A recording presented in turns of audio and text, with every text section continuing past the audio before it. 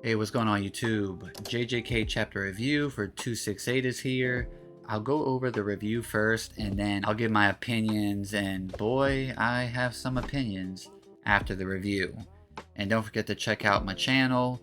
I actually hit all my watch time, I just need subs now. Gotta get to 1K, so I appreciate if you hit the subscribe button. I got a ton of videos and actually collabs coming up real soon. Stay tuned, enjoy the video, peace. This chapter opens up with Sukuna standing there like a dumbass, bullying Megami's soul into answer the question of how he intends to keep living with the disgrace. The disgrace of allowing him to take over his body, killing his sister, and then still refusing a hand that reached out for him. He screams at him to give it up. You'll never live a righteous life again, so let me handle things, stay out the way. He replies with, why do you sound so desperate? You know, he's desperate, clinging to life with that one finger still left. Megami reminds him that with Yuji's ability and Nobara's ability, they rendered it to where he's not going to have a good connection to that last finger anyway. Megami never intended to try and live a righteous life from the start. He wants to try living for someone else once more. You know, there's more people out in the world than just him. The all black panels being curses, we literally see Sukuna being ripped away into the white space until he is no more. Maybe this is foreshadowing that they will get away from cursed energy somehow. They'll break away from it and sorcerers won't have to be the exception. We cut back to reality and where the last chapter left off, where that Yuji Black Flash punch actually knocks Megami out the back of the Sukuna body. And Yuji's punch was so hard that he popped the extra arms off of Megami. Once Sukuna is completely peeled off of Megami, we see him looking pathetic in this little goop state. Since Shonen Jump is targeted for a audience that is like 12 to 16 or somewhere around there, it makes sense to me why they want to depict the villains as like the ultimate losers, the pathetic ones. The heroes go out with a honorable death, one that they can smile about or at least say they have no regrets. Because of Sukuna's greediness to traverse time as a cursed object, he has to die in this pathetic state. This is his payment for his greediness. I get why a lot of people don't like this next part with Yuji telling Sukuna, you are me. But in my opinion, this is the payout, the great writing about 265. This plays into that whole point.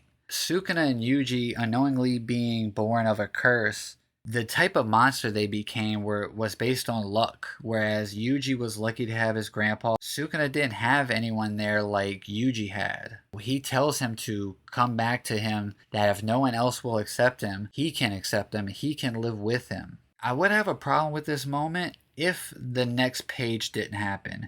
It's not like he takes Yuji's offer and just tries to plot and scheme until he can strike again, he gets his strength back or whatever. His reply is, I'll commend you for maintaining this act up until this point. Yuji Itadori, don't look down on me, I am a curse. He recognizes Yuji by name. He may not want to die, but he doesn't want to live if it means living a life that Yuji is talking about. That's not what Sukuna believes in. In my opinion, that was raw, and that saved that whole moment. I said in my last video that Sukuna's execution was everything to me. I don't love it, but I think that he did stay true. It was lacking for me, but what's on panel is in character. Back to the chapter, which Urame is slaying, serving up pretty fierce. But Urame just unalived herself in a video game that takes place in Jujutsu Kaisen. Urame speaks the truth and tells Hikari that y'all are lucky.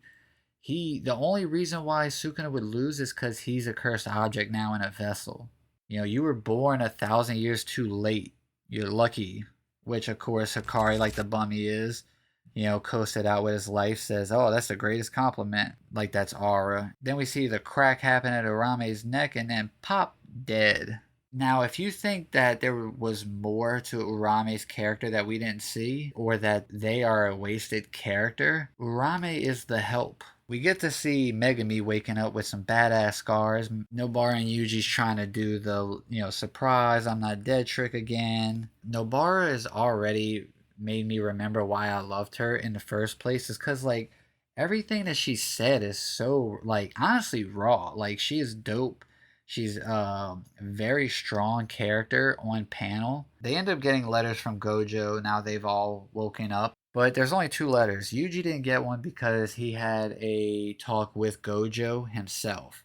So I'm sure we're going to get to see that at least. Bara's letter is just information based on where her mother is. Megami starts laughing and the other two are puzzled as to what it said. It's the same thing that he wrote for Kugasaki in a sense, which is the location of his dad, and that is skill issue, haha, GG, he's dead, I killed him, sorry. Maybe Megami thought this letter was going to be a bit heavier. Maybe something Megami was worried about opening up and seeing Gojo say. And instead of it being something to condemn him or make him feel sad, Gojo left a message that is just purely Gojo. You go to see some meeting, but it's not for Megami to apologize and thank everyone. It's about Yuta. As we see Maki and the others, and Maki does not look happy. We find out that Yuta needs help, but we don't know what kind of help he needs. As they're walking to the room, though, we see someone shouting, "Yuta, you piece of crap." We'll have to see what happens with that. That's the chapter. Honestly, I gave some of my opinions in the chapter review, and I'll just kind of touch on this really quickly. How I personally enjoyed this chapter, and just what it presented. I feel like it's only right if I move my rating down from a 9 out of 10 to an 8 out of 10. Still love JJK, still my favorite, and all that. And it could go back up to a 9 out of 10 with these last 3 chapters if Gege pulls a rabbit out of his ass. But we'll see. I might drop it down to a 7 out of 10 if Gojo does come back. Sorry, Gojo fans. No offense to him personally. I think my man's went out like a thug and he deserves his rest. And we found out the answer to the one who will teach Sukuna about love is... it's nobody. In these last 3 chapters, we'll see Yuta's conclusion. We have to see what's up with Tengen and the Pure Barriers, and the ending to the Culling Games. And at this point, I'm kind of alright and made peace with the fact if we get a time skip, we see Yuji older, possibly married to Ozawa, and older Yuji stumbles across the reincarnated Mahito if they end up not breaking away from cursed energy towards the end. And if this is the way he dies, I wouldn't be all that mad about it. And Yuji would just be another person gone by a mysterious or unresolved death. Thanks for staying for the whole video. Remember, like and subscribe to the channel. And stay normie, stay weeb. Shit, even in between is fine. Until next time, peace.